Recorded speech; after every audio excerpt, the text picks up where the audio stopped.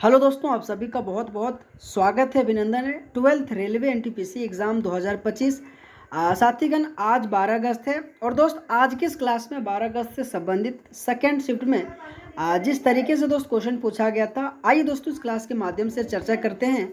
और दोस्तों ये क्लास आने वाले शिफ्ट में जिनका भी एग्ज़ाम है उन सभी के लिए मेरे दोस्त ये बहुत इंपॉर्टेंट होने वाला है। तो आइए दोस्तों टाइम को वेस्ट ना करते, पहला क्वेश्चन। ठीक है दोस्तों, पहला क्वेश्चन बहुत ही इजी पूछा गया था। ठीक है कि खाने के सोडा का रासायनिक नाम क्या है। तो दोस्तों आप सबको इस क्वेश्चन का आंसर पता होगा, ये मैं दोस्तों आप सबसे उम्मीद करता हूँ, है ना। तो सोडियम बाइकार्बोनेट इस क्वेश्चन का राइट आंसर आ जाएगा, जो आप सबको दोस्तों याद रखनी है। ठीक है, अगर दोस्तों मैं अगला क्वेश्चन की बात करूँ तो अगला क्वेश्चन पूछा गया था दोस्तों कि बैंकॉक थाईलैंड में आयोजित छठे बिम्स्टिक शिखर सम्मेलन का विषय क्या था। दोस्तों मैं इस क्वेश्चन के माध्यम से आप सबको कहने वाला हूँ, करंट अफेयर से दोस्त 7 से 8 क्वेश्चन हर एक शिफ्ट में पूछा जा रहा है।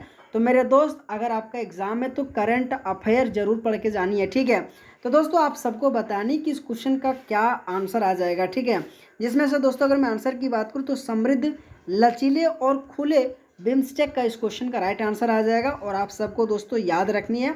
और दोस्त मैं उम्मीद करता हूँ कि इस तरीके से क्वेश्चन पूछा गया था, क्या आपके ऑप्शन में दिया गया था, आप सबसे रिक्वेस्ट करो दोस्त कमेंट बॉक्स में देना है। ठीक है दोस्तों, बिम्स्टेक का कहाँ पे आयोजित किया गया था, तो दोस्त आपके बैंकॉक थाईलैंड में आयोजित किया गया था।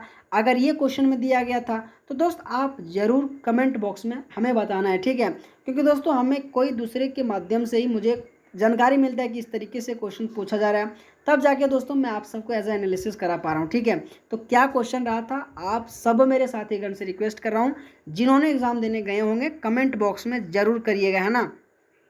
अगला अगर मैं क्वेश्चन की बात करूं दोस्तों कि बिहार में आयोजित खेलो इंडिया यूथ गेम्स 2025 के 7वां संस्करण का शुभंकर क्या था।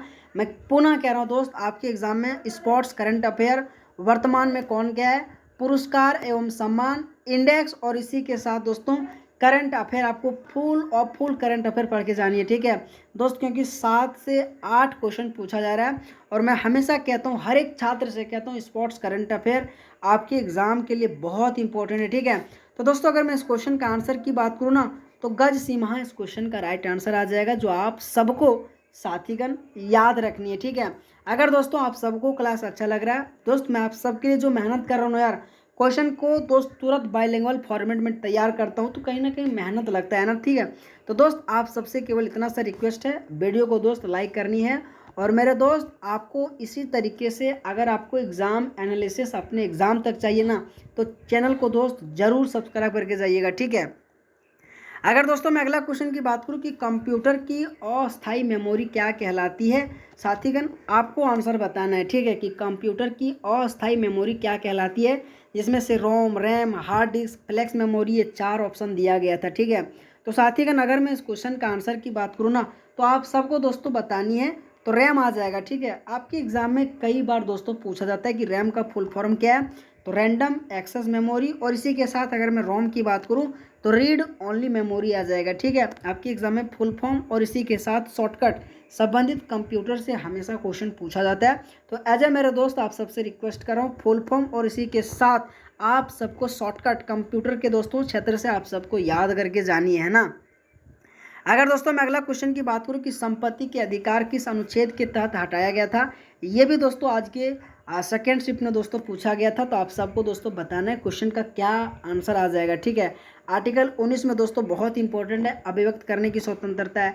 आर्टिकल 21 दोस्तों बहुत इंपॉर्टेंट है, जीवन जीने का अधिकार है। आर्टिकल 21 और आर्टिकल 20 दोस्तों, जब हमें भारत में आपातकाल भी अगर लग जाए ना तो फिर भी दूसरे इसे निलंबित नहीं किया जा सकता है। ठीक है, तो दोस्तों ऑप्शन नंबर ए और ऑप्शन नंबर सी आप ऐसे ही दोस्तों काट सकते हैं।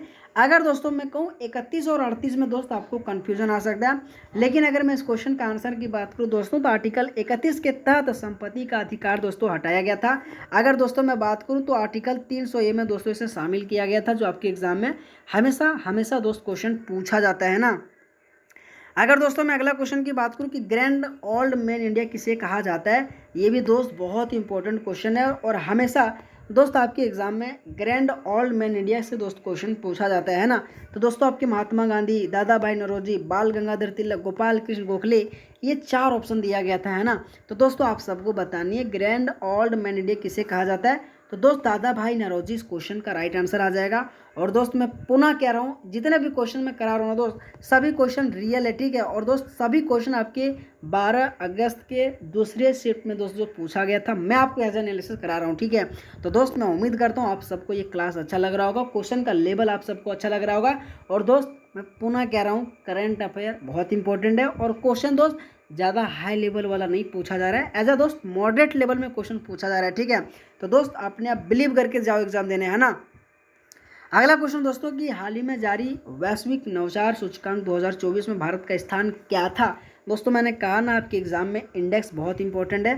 तो दोस्तों आप सबको बताना इस क्वेश्चन का क्या आंसर आ जाएगा, जिसमें से 42, 39, 35, 33 ये 4 ऑप्शन दिया गया था, ठीक है। तो दोस्तों अगर मैं इस क्वेश्चन का आंसर की बात करूँ तो 39 आ जाएगा, ठीक है। कि हाल ही में जारी वैश्विक नवाचार सूचकांक 2024 में भारत का स्थान क्या था, तो 39 था, जो आप सबको दोस्तों याद रखनी है। अगला अगर मैं क्वेश्चन की बात करूँ साथीगण, अगला क्वेश्चन पूछा गया था कि सुभाष चंद्र बोस ने निकोबार द्वीप समूह को क्या नाम दिया गया था। दोस्त ये बताओ, क्वेश्चन किसको नहीं पता है, सभी ऐसे मेरे छात्र जो कंपटीशन एग्जाम की तैयारी कर रहे हैं, सबको दोस्तों इस क्वेश्चन का आंसर पता होगा, ठीक है। जिसमें से दोस्तों शहीद द्वीप है, स्वराज द्वीप है, आज़ाद द्वीप है, स्वतंत्र द्वीप है। तो ये दोस्त आप ऑप्शन को एलिमिनेट कर भी सकते हो, ठीक है। तो शहीद द्वीप और स्वराज द्वीप, ये दो में से आप दोस्त जो कि कंफ्यूजन हो सकते हैं, ठीक है। तो दोस्तों आप बताओ यार इसमें से क्या हो सकता है दोस्त। बाकी अगर मान लो किसी का द्वीप का नाम अगर नाम दिया जाए तो दोस्तों ये जब शहीद हो जाता है ना तो उन्हीं के नाम पे दिया जाता है, और ये हमेशा आप रिलेट करके भी इस तरीके से आंसर दे सकते हो, ठीक है।